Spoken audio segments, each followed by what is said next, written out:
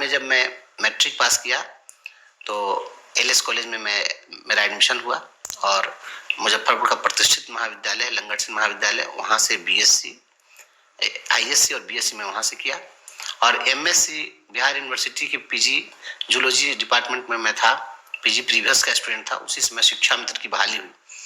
क्योंकि मेरे पिताजी शिक्षक थे तो पुराने जमाने के जो शिक्षक थे उनकी इच्छा होती थी कि मेरा बेटा भी शिक्षक बन जाए। मुझे लगता था कि राष्ट्रपति का पद मिल गया तो उन्होंने कहा कि ज्वाइन कर लो शिक्षा मित्र के रूप में। मैंने कहा कि बाबूजी मैं जाकर क्या करूंगा शिक्षा मित्र बनकर। तो उन्होंने कहा कि और कुछ नहीं होगा तो तुमको 2 साल का टीचिंग एक्सपीरियंस अगर मिल जाएगा तो तुम बीएड कर लोगे इसके आधार पर। उस समय बीएड करना बड़ा डिफिकल्ट था, बीएड नहीं होता। तो बस इसी के लिए मैं गया था कि 2 साल का टीचिंग एक्सपीरियंस मुझे मिल जाए। मैं जब वहां गया तो शिक्षा मित्रों की हाजिरी अलग बनती थी। 50 रुपए रोज पर लोग बहाल थे। और एक शिक्षा मित्र के घर पर मैं गया, गर्मी का दिन था। जब मैं गया तो उनका एक बच्चा था, वह एक आइसक्रीम खाने की जिद किया, आइसक्रीम बेचने के लिए आया था गांव में। और उस शिक्षा मित्र के पास में अपने बेटे को आइसक्रीम खरीद कर देने की स्थिति नहीं थी। मेरे आंख से आंसू टपक पड़े और मैंने उसी दिन संकल्प लिया कि शिक्षा मित्रों की आर्थिक आजादी की लड़ाई लड़नी है और इनको न्याय दिलाना है। और मेरा सारा ध्येय बदल गया। बीएड क्या होगा, बाद में कैरियर क्या होगा, मैं सब कुछ छोड़ दिया। मैंने कहा कि नहीं, इसकी लड़ाई पहले हो। और उसी दिन से हमने संघर्ष करना शुरू कर दिया।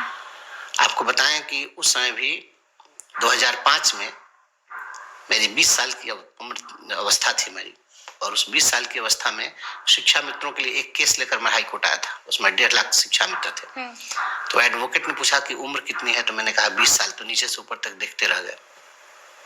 कहा कि 20 साल का लड़का है हाई कोर्ट में केस लड़ने के लिए। मैंने कहा जी। और 2005 के ही दिसंबर में हमने रथ यात्रा निकाली थी। पूरे बिहार में हमने रथ यात्रा लेकर चल दिया। और 23 जनवरी नेताजी सुभाष चंद्र बोस की जयंती के दिन हम लोग पटना ही आर ब्लॉक चौराहे पर आए थे और यहीं पर अनशन स्टार्ट हुआ था। 12 दिनों तक चला था। और हम लोग यहाँ पर बैठे और जो शिक्षा मित्र 11 महीने के लिए अपॉइंट हो रहे थे उनको 60 साल की पक्की नौकरी हमने करवाई थी। वो हमारा अनशन था। 26 जनवरी को हम लोगों ने आर ब्लॉक चौराहे पर झंडा फहराया। आर को झुकना पड़ा। तो ये लड़ाई हमारी हुई थी, बहुत बड़ी लड़ाई हुई थी।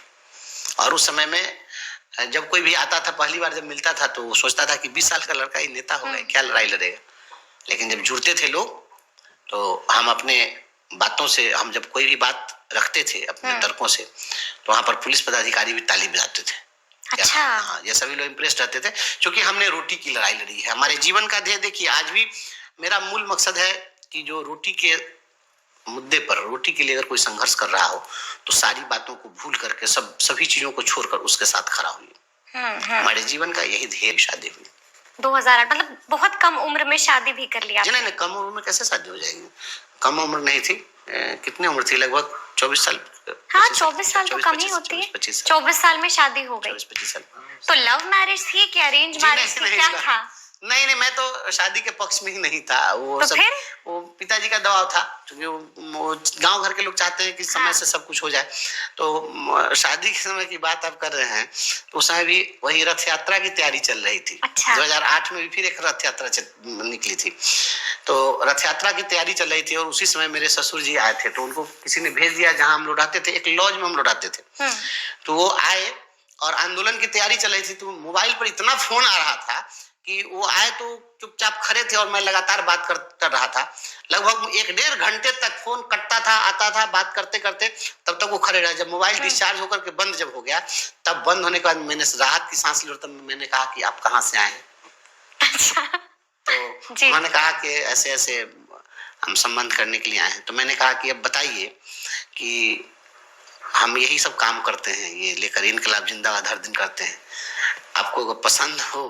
तो मैं जानबूझ करके भड़काना चाहता था कि टूट जाए। हाँ, मैंने कहा कि देखिए, कौन व्यक्ति ऐसे व्यक्ति को अपना दामाद बनाना चाहेगा कि जो दिन भर इनकलाब जिंदाबाद करेगा, हर दिन पुलिस की लाठी खाएगा, रोड पर सोएगा। कौन चाहेगा कि बेटी ऐसे आदमी को दे? जी। तो मैंने कहा कि आप बताइए कि आप चाहेंगे। लेकिन उन्हें पसंद आया, कहा कि नहीं, संघर्षशील लड़का है। तो उन्होंने अप्रिशिएट किया, क्योंकि मेरे वाइफ के दादाजी जो थे वो उस जमाने के मुखिया थे और वो भी कम्युनिस्ट के लीडर थे। अच्छा। तो वह परिवार भी पहले से संघर्षशील परिवार रहा है। इसलिए वो लोग इसको महत्व देते हैं।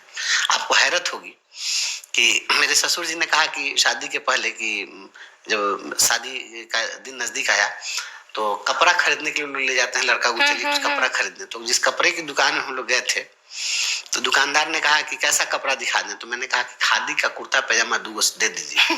तो कहा कि आप शादी करने जाइएगा तो खादी का कुर्ता पैजामा पहन के जाइएगा। तो मैंने कहा कि आप मुझको कोट पैंट खरीद के दे दीजिएगा तो हम ये कोट पैंट और शेरवानी पहन करके हम ही जाएंगे रोड पर इनकलाब करने के लिए। हमको तो रोड पर सोने की आदत है, तो दे दीजिएगा तो काम भी आएगा। और बहुत सामान्य कम कीमत की कपड़ा हमने कभी मैं अपने तो शेरवानी पहनी कि नहीं पहनी? नहीं, वही कोट पैंट सिलवा दिया था, मैं वही पहनना था। अच्छा, ये सब चीज बहुत मैंने कभी इस पर ध्यान नहीं दिया। तिलक लिया? कुछ नहीं। यहाँ तक कि लोग जो है सामान से अंगूठी देते हैं, चेन देते हैं। मैंने कहा सोने की अंगूठी वगैरह भी कुछ नहीं है हाथ कुछ नहीं, मेरे पास कुछ नहीं है। मैंने कहा कि जो देना होगा अपने बेटी को आप दीजिए, मुझे इन चीजों से कोई लेना देना नहीं, मैं इन चीजों में विश्वास नहीं करता हूँ। बस यही है कि चूंकि मेरी जब वाइफ जब आई तो विद इन ए वीक कोई नई नवेली दुल्हन आए और उसको 1 सप्ताह के अंदर सारे प्रशासनिक पदाधिकारियों से मैं मिलवाया। मैं कहा कि चलिए पहले आप मिलिए, डीएम से मिलवाया, एसपी से मिलवाया, आईजी, डीआईजी, यहाँ तक कि मुख्यमंत्री के जनता दरबार में अपनी वाइफ को 20 बार भेजा था। अच्छा, गांव के मुद्दे पर, वहां पर मनरेगा मजदूर संघर्ष कर रहे थे। हमारे गांव में एक बहुत बड़ा घोटाला हुआ था, उसमें 274 ऐसे नाम पर पैसे की निकासी की गई मनरेगा मजदूर की जिस नाम का व्यक्ति कभी जन्म ही नहीं लिया मेरे यहाँ।